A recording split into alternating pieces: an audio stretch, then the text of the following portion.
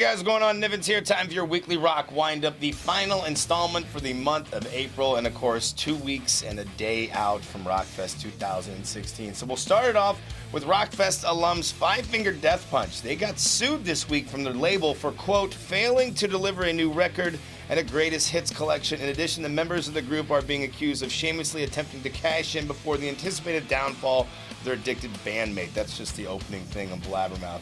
Now, Five Finger counter punch, if you will. With this, we are saddened but not surprised by the recent lawsuit filed by Prospect Park LLC against the members of Five Finger Death Punch. It is the latest in a long line of exploitative and abusive bullying tactics used by our former manager and current label CEO, Jeff Quatinitz, to extract money from and wield power against the band. So this looks like one of those he said bullshit sort of things. What makes this, the timing of this odd is that basically the day that this lawsuit came out, Five Finger made the announcement they're going to team up with Shinedown and Sixx AM to do a late fall run, arena run.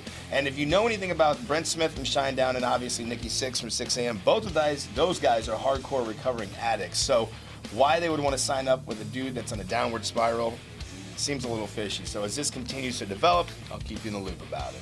And continuing with another story about Axl DC, of course, as many of you know, Axl Rose from Guns N' Roses is going to be stepping in the shoes of Brian Johnson and doing his best to fill them in the European run that starts up next weekend over in Lisbon. I think it's Lisbon is where they're kicking things off at.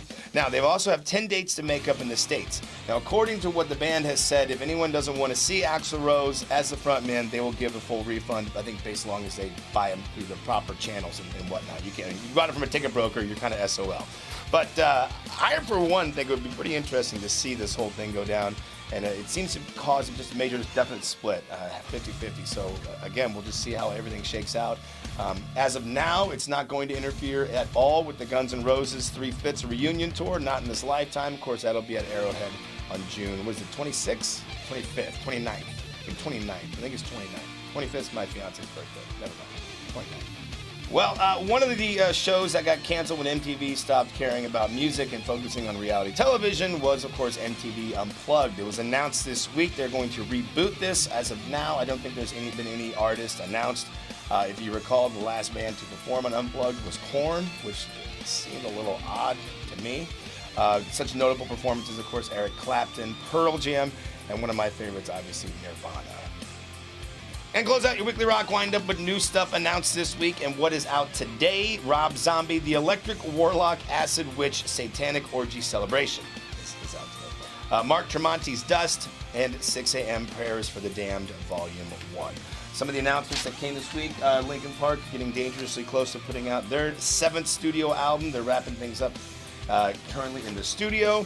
Third Man Books, which is Jack White's Third Man label, is going to be releasing Total Chaos, the story of the Stooges as told by Iggy Pop. Yes, that'll happen in the winter time. What else? Don't need that. Don't need that. And, speaking of Nikki Sixx, he talked this week. There's plenty of life left in Motley Crue, even if they're not going to be out touring. They have a live DVD of their last performance ever, and they're just finishing that mixing. So that is what's coming down the pike.